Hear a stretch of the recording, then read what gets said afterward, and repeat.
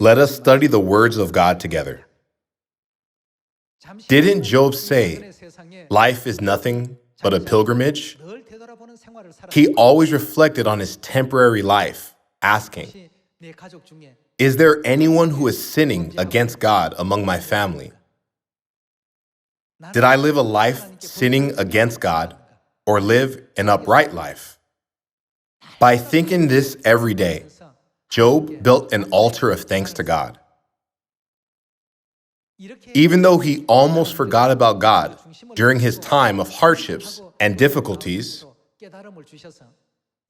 God saw his sincere heart and gave him realizations.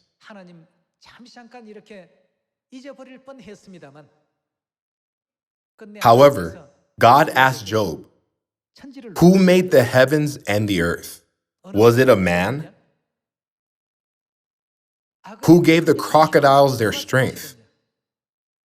Did you give them that? Did your friends give them that? Did politicians give them that? Who gave the horse his strong legs, that he doesn't get tired even after running tens or hundreds of miles in a day? No man ever did that. But who did it? God made everything this way.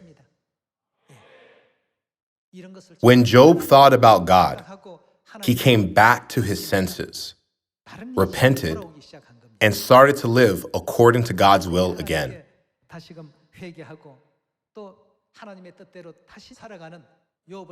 We can see that God guided Job to live more graciously for the rest of his life. Everyone, when we are tested and feel like we are forgetting something, it is because we are living our lives forgetting about God. We must remember God. Since Joshua and Caleb always lived a life remembering God, no matter what the situations or circumstances were, they always said, this is what God promised and allowed us. Therefore, it will be fulfilled. By believing God's word, this will surely happen, they proceeded. God made them succeed by giving them more than their own ability. Let us never forget God's mighty power. Job, too, was able to pass his tests and came back to his senses by remembering God's mighty power. All the forefathers of faith were tested while they forgot God, but were able to be released from all their tests once they remembered God. If the 6 million Israelite men tried to turn the Red Sea into dry ground by scooping out the water on their own, they could never dry the deep water of the Red Sea, even if they spent their whole lives trying. But wasn't it done immediately since God did it? After Joshua led Israel's army to surround the city of Jericho, did Joshua or Israel's army actually do anything besides circling around the city every day? They only obeyed God's word and did whatever they were told to do. Will it really work like this? We should make a plan. We have to recruit.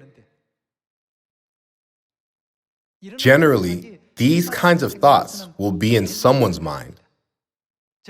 We have to form the army like this to defeat the enemy. They thought about how to form the group.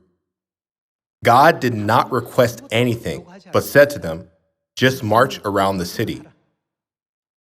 Since they absolutely believed in God's mighty power that controls the powerful universe, what did they say?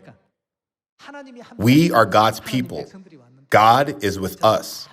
Do not worry. We will swallow them up. All power belongs to our God. Let us look at Isaiah chapter 40, verse 15. Surely the nations are like a drop in a bucket. They are regarded as dust on the scales. He weighs the islands as though they were fine dust. Lebanon is not sufficient for altar fires, nor its animals enough for burnt offerings. Before him, all the nations are as nothing. They are regarded by him as, how? Worthless and less than nothing. To God, this whole world is like a drop in a bucket. They are regarded as small, as nothing. Since our viewpoint is from the earth, everything appears so big and it seems like great people live on the earth. But once you look down from the viewpoint of the universe, it is nothing.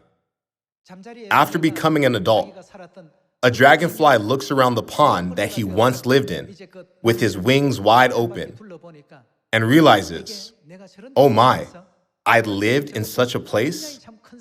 I thought it was such a big world. Once he flaps his wings, he is already on the other side of the pond instantly.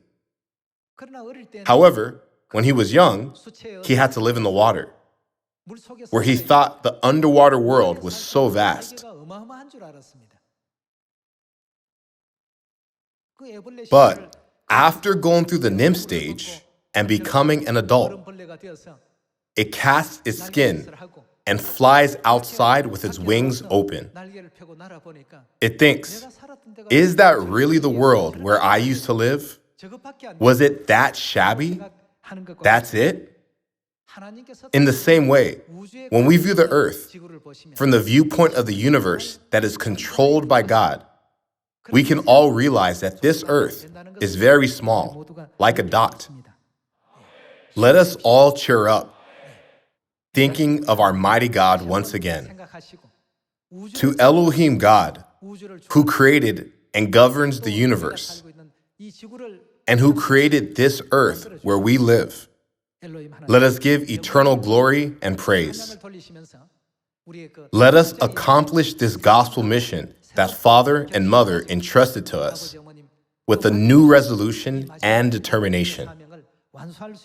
I ask that we all become gracious and beautiful members of the heavenly family in Zion. Thank you very much.